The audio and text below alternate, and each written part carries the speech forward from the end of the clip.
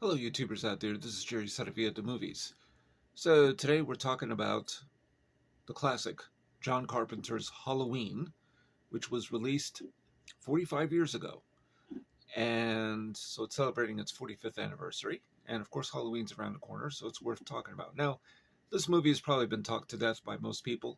And I think I have talked about it before on this channel with regards to an audience reaction that was recorded on tape, just the audio, from a 1978-79 screening.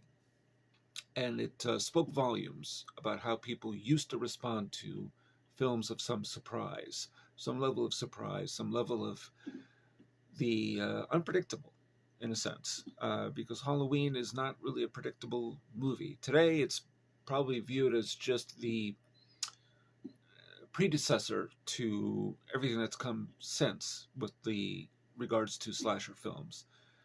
And there's no doubt about that. But nonetheless, heavily imitated and all this, the first film in this franchise, which has become a franchise maybe for far too many movies, is still a stunning, scary picture. And it was originally called The Babysitter Murders. It was made on a low budget. Of course, it's got Jamie Lee Curtis in her debut role as Laurie Strode, a role she's played several times since. And it's got P.J. Souls. It's got Donald Pleasance, of course, the late Donald Pleasance as Sam Loomis, Dr. Sam Loomis. And what I love about the film, in particular, is that it actually is paced as a thriller, a suspense thriller, so that we're not really ever fully aware of what's going to happen. We have an idea, of course. This guy, Michael Myers, who escaped from a mental hospital, is in this town of Haddonfield and is going to kill some babysitters.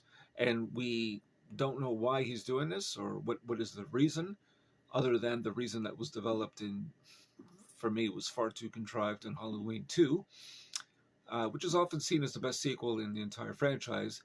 And it's not a bad movie, although I think now at this point, I would say Halloween Ends is better. So, oh well, that's just my opinion. But the first film does a couple things. Number one, it builds on suspense and atmosphere. Two crucial elements that we don't see enough of anymore in horror films today.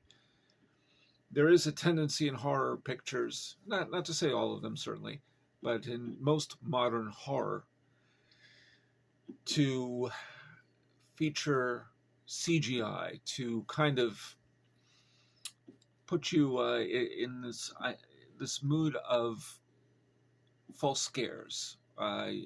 Let's just scare the audience as often as we can, but not through mood and atmosphere. That's what the original Halloween did, but rather jump scares, which that film has, of course, a couple of those. But the difference for me, I think, is that, and I've mentioned this in my review from many years back, is that Halloween is not, first of all, it's not a gory movie. There are killings, but they're either they're done off screen, or we see a couple but in shadows. And even to this day, that ending is still quite haunting, no matter how often it's imitated, of Michael Myers supposedly dead from the point of view of the doctor, Sam Loomis. We assume he's dead, at least. He shoots him, and he, is thrown off the balcony by these shots. Jamie Lee Curtis is crying. And what was haunting is that Donald Pleasance, we have the shot, which they don't have, but our point of view shot, actually, the audience gets to see the dead body of Michael Myers. He's there in the grass, he's dead. And Donald Pleasance says that was the boogeyman. He comes over, and then from our same point of view, interestingly enough, even though now it's Dr. Sam Loomis's point of view, the body's not there. He doesn't have to say anything. Laurie Strode starts crying. And I've said this about several horror films, if that movie just ended that way and there was never any sequels, I would have been more than happy. but that's not the case. And but it doesn't lose its effectiveness. Today, it's just that even a lot of the Halloween sequels that have come in its wake just accentuated the gore. Now, I understand there is an audience for gore, but the audience for gore, interestingly enough, really comes from not the British Hammer horror films of yesteryear, of which there was not really a whole lot of gore. I mean, there was some, but it certainly wasn't over the top, not heinous to the point of what we see today. It really came from Friday the 13th, released in 1980.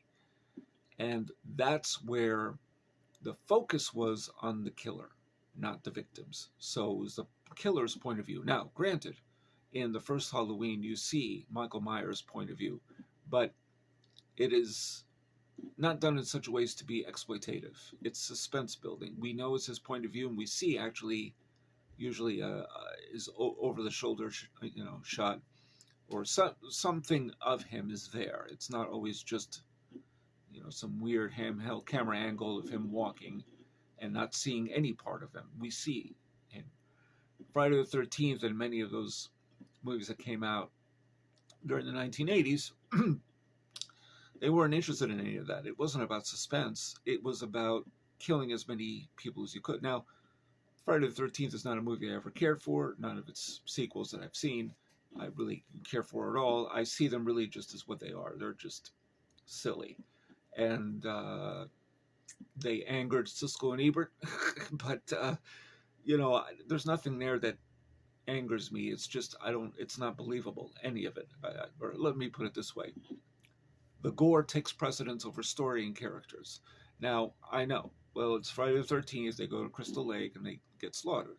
That's fine, but how about some time getting to know the characters? And there isn't. They're all stereotypical, lazy, want to smoke weed type kids, sex starved, and of course, because of all those things, those attributes, they have to be killed somehow, and they are. But Halloween built it on suspense and atmosphere, and also you cared about the women in the first Halloween film, I think, particularly Laurie Strode, who ends up being sort of the heroine of the movie.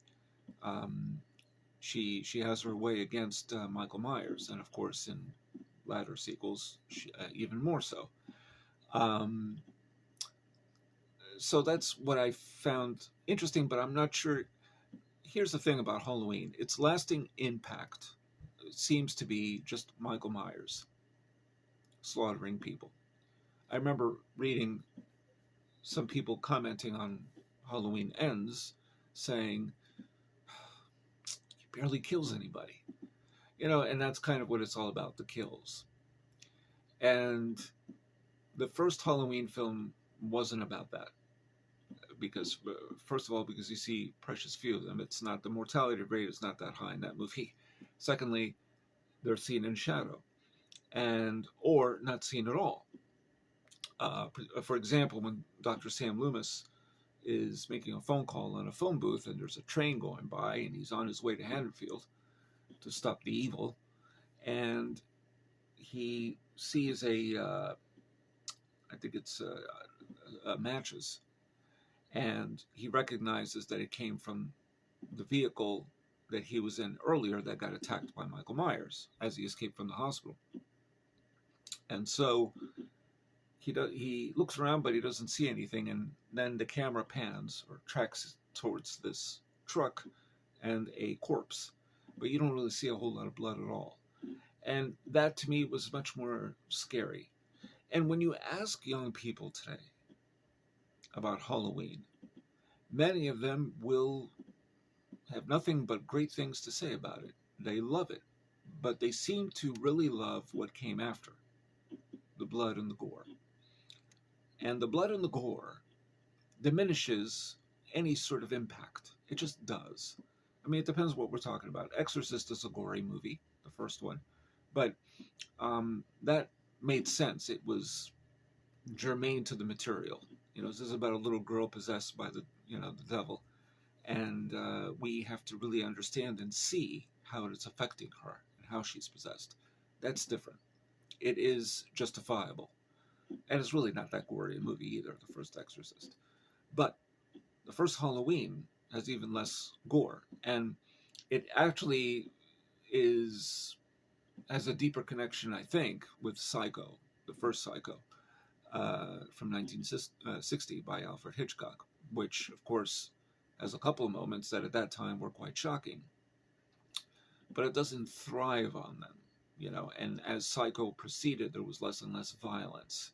So it was just a different kind of film. It was a shocker in 1960. It's still somewhat shocking, that movie. I don't think, I don't believe it's dated at all. And same thing with Halloween. Halloween probably even less dated than Psycho, despite, you know, the music and perhaps the 70s, you know, what the teenagers used to wear and that kind of thing. But there's a timeliness to the picture. And it's just a scary situation made scarier by the direction and by the performances.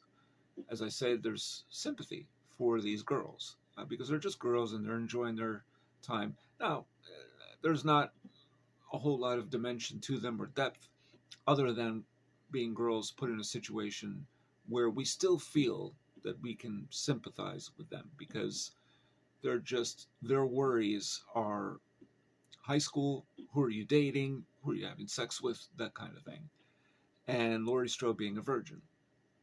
And of course, the evil comes in. And so they're not mean spirited girls, they're not unlikable. That can be sometimes a factor in some horror pictures, some slasher pictures too. They have personality. I think that's the key. They have personality, and each one is different, right? Annie versus PJ Soul's character, and of course Laurie Strode. And then, of course, you got Dr. Sam Loomis, and then there's the police chief, who is Annie's father.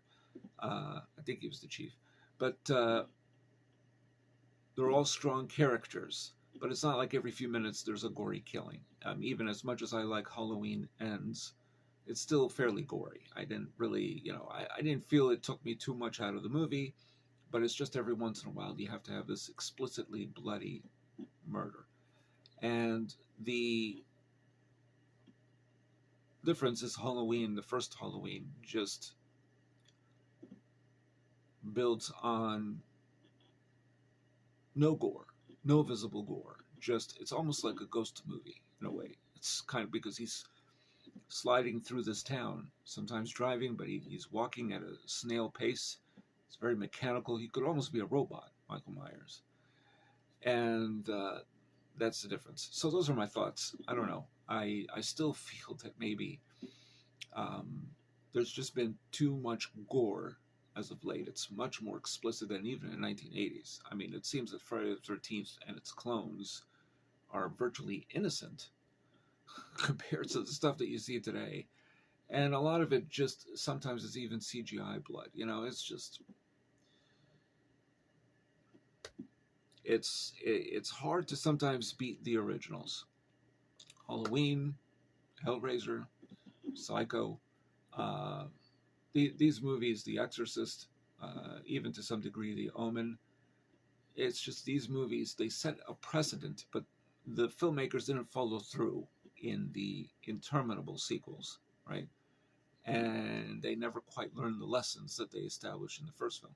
So the question is today, you know, could you really make a, first of all, I know that today you couldn't even make a horror film like the Universal horror films from the 1930s. There's no way that you could do that today. I don't even think there would be an audience for it, even though there are people that love those movies who are younger than I am. So that's interesting.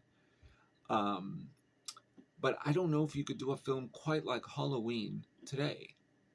Could it be done the same way with less gore, more atmosphere, more suspense, more of this supernatural menace? It's just, I don't really see it happening. And, you know, even John Carpenter made movies like The Thing and that Village of the Damned remake and many other pictures, leaving aside Christine and some of his other films that also accentuated the gore. I mean, The Thing is a gory movie, you know, but I don't know. Today, I think there are movies that are even more graphic than that. for sure. But that was a gross out in 1982. But 40 years later, it doesn't seem as much of a gross out. So what does that tell you? You know, where are we placing emphasis versus on story, some sort of coherent structure, and then you have your shock value, but it has to emanate from the story, kind of like Alien, you know, or Aliens for that matter. Um, so anyway, Halloween is still the cream of the crop, but I don't really call it a slasher flick, even though I think it has some of those attributes for sure. But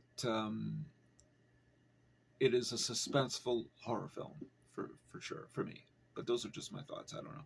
So what do the rest of you out there think? Do you think Halloween still holds up as the granddaddy of all, well, slasher flicks, but let's just say of horror films since then, since 1978? Which of the sequels do you like?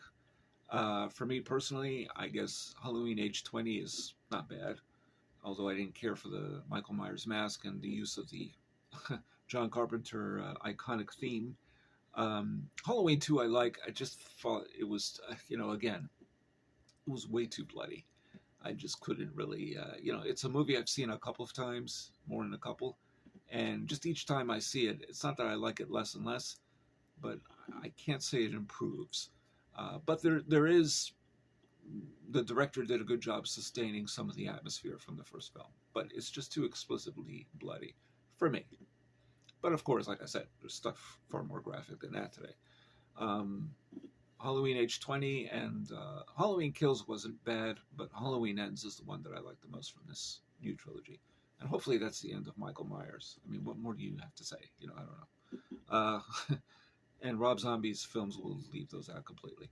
So those are just my thoughts. Lend me yours. Tell me what you think of the Halloween franchise or the original film. Do you believe or do you agree with what I'm saying, that it's still quite potent today?